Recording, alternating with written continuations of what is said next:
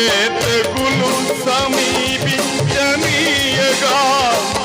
ఏ పీడైన తరిచేరనీయగా, ఏ తెగులు సమీపించనీయగా, ఏ పీడైన తరిచేరనీయగా, ఆపదలన్నీ తొలగే వరకు, ఆత్మలో నెమ్మది కలిగే వరకు నా పరము వాసగగా నిలిచి ఆదరించింది.